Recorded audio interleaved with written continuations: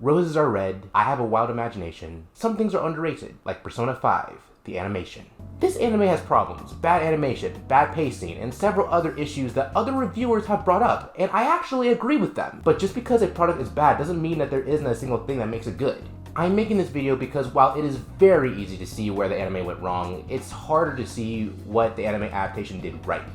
It's kind of like looking for the gold inside the poop, as some may say. Don't get me wrong, the game is definitely better than the anime, and if you were to ask me which version to check out first, I would definitely tell you to play the game first, because that is the definitive version.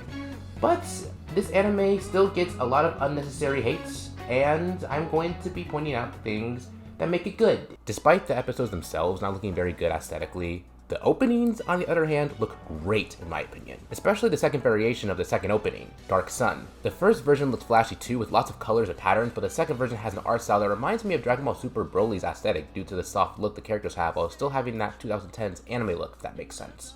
Also, look at all those flips Joker is doing. This man really be showing off his sick parkour skills. I also like how the opening shows all the confident characters in the background. I think it's a nice touch.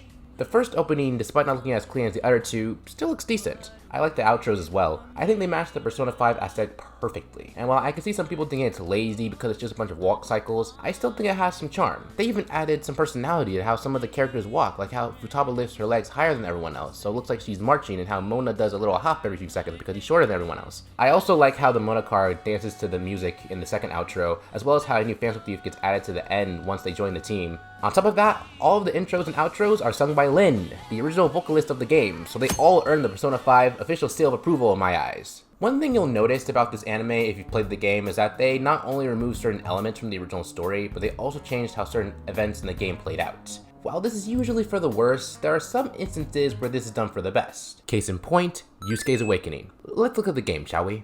Alright, so the game is pretty cool. You see he's crawling at the ground and blood is coming from his fingers. Look at this dude. This dude just rips it off so smoothly. He's like, oh my goodness. And it's followed by a kick-ass monologue.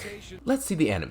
The fingernail thing still happens. Oh my goodness, his hands are still bleeding. And he's touching his face. The blood is forming his fox mask. Oh, and he just yeets it off. I may be using yeet in the wrong way, but still. And then check this out.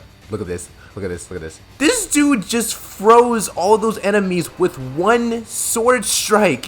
He almost freezes the entire room with just one strike. If Yusuke's awakening in the game was Five Guys, his awakening in the anime would definitely be In-N-Out Burger. I'm just saying. Another example I can think of is near the end of the series where Joker is escaping Sai's palace a second time. While we still see Joker escape, we get an alternate shot of Makoto leaving the casino as well, and when Joker gets captured, we see it from her viewpoint. I know this is a minor thing, but instead of just reusing the same footage from the beginning like the game did, the anime gave us a new perspective on the event, and I like that. Another example is after they defeat Shido, and Ryuji saves them from the collapsing cruise ship. It explodes with Ryuji being caught in the explosion, so naturally everyone's all like, Ryuji, no! But not even 2 minutes later, he shows up again and is all like, hey guys, I'm alive after all. And then all the girls in the group scold Ryuji for making them worry, but are still ultimately grateful for what Ryuji did. Now, how do they handle this in the game? We were worried about you! You troublemaker! Wait! What's this about? Hold on, okay? Come on, I almost kinda died. You guys are joking, right? I'm feeling a bit hungry. The nerve of you, Ryuji! How dare you save us from a catastrophic explosion that could potentially kill us all! We're going to beat you up now because you are essentially the Naruto of the group! I also appreciate how the anime does an even better job at hiding the fact that Akechi is the enemy. Not only does Akechi act surprised alongside Makoto when Joker gets captured, but we get a whole scene dedicated to Akechi acting all heroic, telling everyone that he'll be the one to rescue Ren. His name is Ren, not Akira. Bite me. In the game, this extra scene isn't present, and I feel it is a great addition that makes Akechi's betrayal not long after a little more surprising to a first-time viewer. The unique outro that plays after the episode ends also makes Akechi seem even more villainous. Lastly, I feel the anime handled Ryuji's apology a lot better. In the game, when Morgana leaves due to him feeling useless to the group, Ryuji doesn't say much at all, even though he was one of the reasons Morgana felt useless in the first place. He kinda just stands there and listens while the other team members comfort Morgana, while in the anime, he gives him a full-blown, heartfelt apology. It's very wholesome. Was the whole, "I'm going to try to be a Kumura on my own to prove to the Phantom Thieves I'm not useless" arc still unnecessary?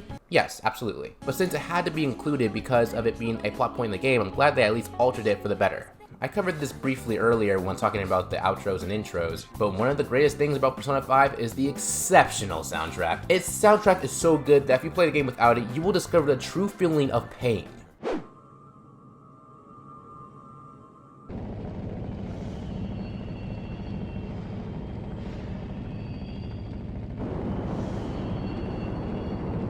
So how's it in the anime?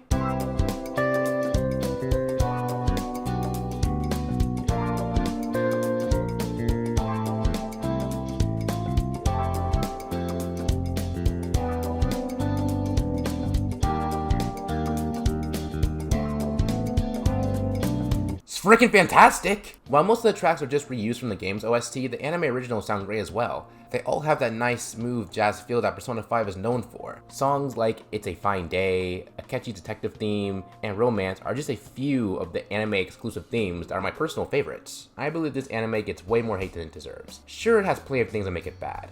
Bad animation and art, pacing issues, several booty shots that distract the viewer from what is going on, but every terrible piece of media has its positives. Especially if you watch the dub version like I did. Come on, cat! We gotta go!